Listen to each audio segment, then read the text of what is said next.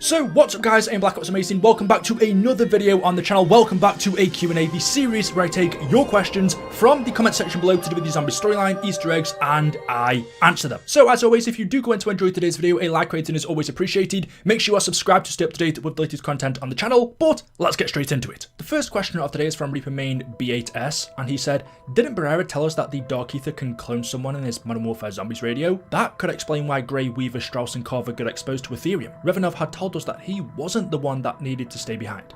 That implies that they might not be dead, referring to that MW3 Zombies intro cutscene where we see Weaver, Carver, Grey, and Strauss lying dead around the table. The Terminus crew is basically the Victor's crew 2.0. I remembered that when we saw their dead bodies during the Infinity Round step and buried. At that moment, Revanov is basically screwed because he has nobody to help him after Ava got pulled into the mirror by the Shadowsmith. It's because the rest of the Deadbolt crew went home after the outbreak. Soap and Laswell went back to work with TF141. So this whole question was in regards to a previous video that I did talking about how we know that our characters that we are playing as right now, Weaver, Carver, Grey, and Strauss, not Meyer, are all going to die. Because Modern Warfare 3 Zombies was a sequel to Black Ops 6, it takes place in the future, we know they die, or at the very least something happens to their bodies causing them not to be alive, to be present with us in the physical world in 1996. So that's 5 years ahead of time, because BO6 right now we are in 1991. So we know in 5 years time these characters are going to die. Whether that happens at the end of this game and we take a big time jump, or in the next game, Black Ops 7, I couldn't say for sure, but considering we have been told by leakers that we are playing as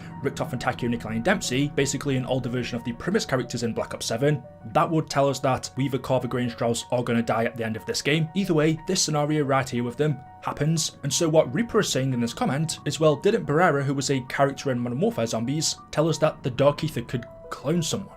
Dr. Hugo Barrera, analysis log for tissue sample 44E13, harvested from an alpha class Dark Aether organism. This is by far our cleanest sample to date. And what the sequencer shows is, well, increíble. No, really, I mean it this time. See, with earlier samples, we established a symbiotic relationship between Dark Aether organisms and their environment. A transfer of energy and matter that fuels biological evolution at a rate we've never seen before. But what if it's more than that? What if they're also feeding off our reality? Cloning or somehow corrupting organic tissue. I may have just discovered the existence of naturally occurring nucleic acid analogs. Well, it's hard to say without additional data, of course. Now need to ask Commander Green to set up a bounty system to bring more of these alpha classes in. But I've seen enough to know that we should be careful out there. Horizontal gene transfer concerns aside, the idea that the Dark Aether is able to mimic facets of our reality, even imperfectly, is unsettling. We've only seen this in dead, decaying matter, but what if that changes? What if the data is wrong? What if the data is wrong? Can the Dark Aether corrupt a living person? Ay, Dios mío. No, okay, I need to sit down. So what Barrera is telling us in this radio, which we've known since the old Aether timeline in BO3 and 4, is that there is a relationship between Dark Aether organisms and their environment. The Dark Aether fuels biological evolution at a faster rate than you would normally get on Earth. Basically, the Dark Aether changes you. If you're trapped in there for a long enough amount of time, you will turn into some kind of Dark Aether creature. We've seen people trapped in the Dark Aether eventually turn into creatures such as mimics, abominations, zombies. He then goes on to say though, but what if it's more than that? What if they're also feeding off our reality, cloning, or corrupting tissue? And he finishes by saying, the idea that the Dark Aether is able to mimic facets of our reality is unsettling, which, well, we know it can. We've only seen this in dead matter. Basically, the Dark Aether can only corrupt decaying or dead cells, but he then poses the idea of the Dark Aether being able to corrupt a living person, which again, we know it can. With that then, for the final time, going back to Reaper's comment, he refers to the Terminus crew as basically Victor's 2.0. In Buried, as a part of the main Easter egg, you can use the time bomb to travel forward in time to Round Infinity, where you can see Stuhlinger, Misty, Malton, and Rustman dead in that map. That event was a possibility but never actually happened as a part of the canon storyline. Kind of similarly with Weaver, Carver, Grey, and Strauss in the map Forsaken. The Forsaken showed them that if they didn't listen to him in the future, they would end up dead in a prison cell. He showed them a vision of that, and well, that didn't come true, not exactly. They did end up in prison in Black Site 13 on Terminus Island, but they weren't dead. So in that regards, their situation and the Victus character's situations was similar, but not really. Victus were pawns of Richthofen. You could also say Weaver and the crew are pawns of Richthofen. We don't quite know yet, although I suspect everything we have done in Terminus, Citadel Daymore, and the Tomb so far is all a part of Richthofen's plan. Escaping the prison, travelling to the castle, Kraft getting killed, and then going to the Tomb to collect the Sentinel artifact. Even though Weaver and the characters believe they're doing this to stop Richthofen, I actually think all of this is a part of his grand scheme.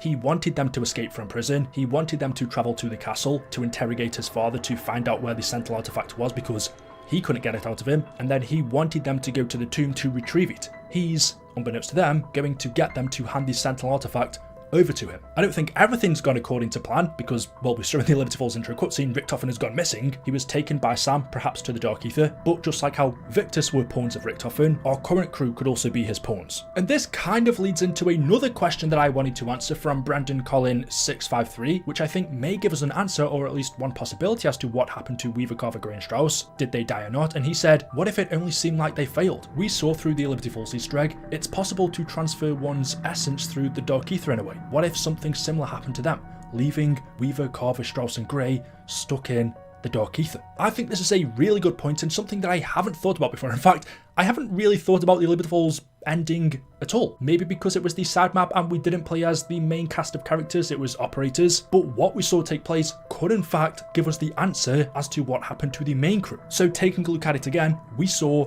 Panos, who was trapped in the Dark Aether, basically switch positions with us. He became trapped in a Dark Aether pocket. Whilst in there, he teamed up with someone. We hear him talking to someone in the Dark Aether whilst we're progressing through that Easter egg. One day in the Dark Aether and I feel like I'm losing my mind. Am I going to end up like you? Yes, I understand how the SDG works and built the damn thing. Okay, fair enough. We built it. Fine, I won't tell them. But a deal is a deal. I'll find your friends. If I ever get out of here. No, I don't hate him. I don't think you do either.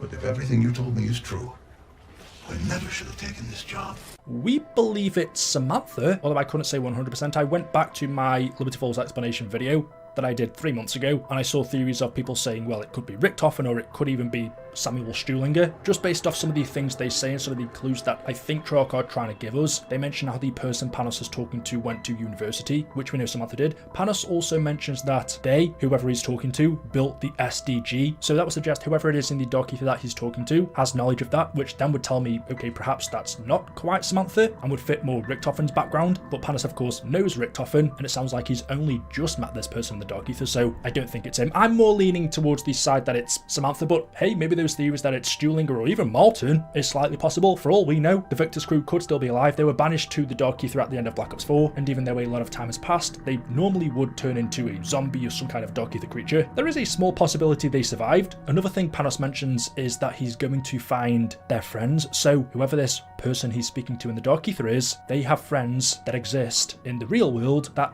they want him to find, which again makes me think it's Samantha, and the friends she wants Panos to go and find are Weaver, Carver, Gray and Strauss. Or maybe just going along with the theory that he's talking to Malton or Stuhlinger when he wants him to go and find his friends could be, in that case, referring to Richthofen, Takeo, Nikolai and Dempsey. Because remember, at the point that Victus were banished into the Dark Aether, they had no idea of the fates of Richthofen, Takeo, Nikolai and Dempsey, and Stuhlinger's best friend was Richthofen. We even saw from a phone call in Classified, which takes place after they were banished to the Dark Aether, Stuhlinger was attempting to contact Richthofen, asking him for help. Of course, he didn't know that it was all over, so if he did get incredibly lucky and he's still alive, because time in the Dark Aether works differently, then maybe he was telling Panos to go and find his friends, his best friend Richthofen and Nikolai, Takeo and Dempsey, even though they are dead. Well, at least those versions of them. However, Richthofen is still alive, just not the one that Stuhlinger would have been referring to. That's not the question we're trying to figure out, but we know from Panos doing it, it is possible for someone trapped in the Dark Aether, or vice versa, to switch